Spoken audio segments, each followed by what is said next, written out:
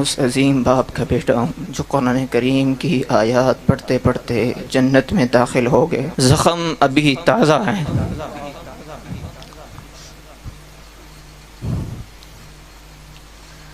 زخم ابھی تازہ ہیں، زیادہ بات نہیں کر سکوں گا۔ یہ سٹیج آج میرے والد کی،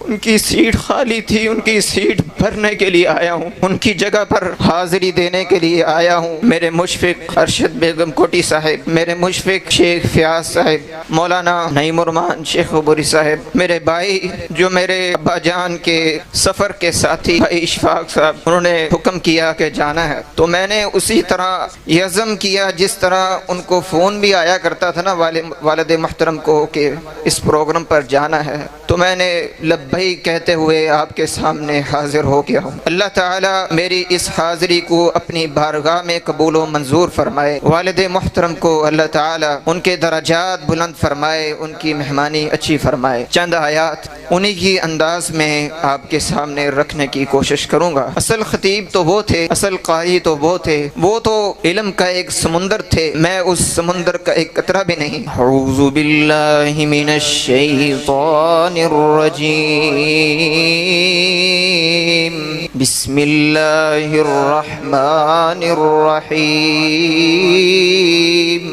یا ایہا الذین آمنوا لا تقدموا بین یدی اللہ ورسولہ واتقوا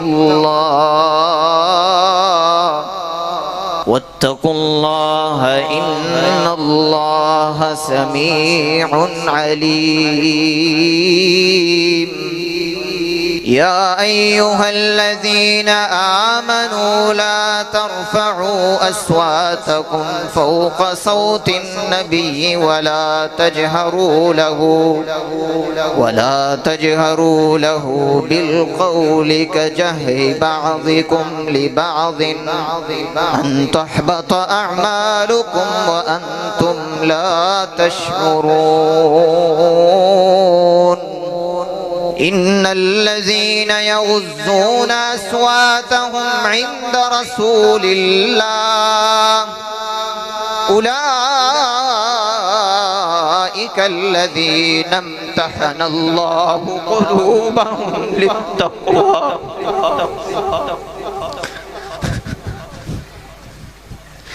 اللہ ہمیں بھی قرآن پاک پڑھتے پڑھتے اپنے پاس بلا لے۔ کاش بیٹھنے والا اپنے دل میں یہ تمنا لیے بیٹھا ہے، کاش یہ میری موت ہوتی۔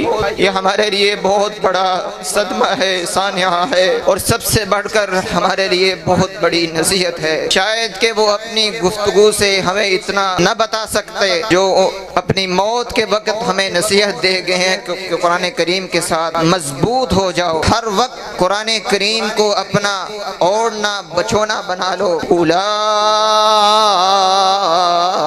الذین امتحن اللہ قلوبہم للتقوی۔ ذکر کس کا کر رہے ہیں؟ تذکرہ کس کا ہو رہا ہے؟ صحابہ کرام رضوان اللہ علیہم اجمعین کا دفاع کرتے کرتے جنت میں چلے گئے، جنت کے اونچے محلوں میں ہیں، انشاءاللہ ہمیں امید ہے، اچھا گمان ہے، گمان سے بڑھ کر ہے۔ اولئک الذین امتحن اللہ قلوبہم للتقوی لہم مغفرۃ واجر عظیم۔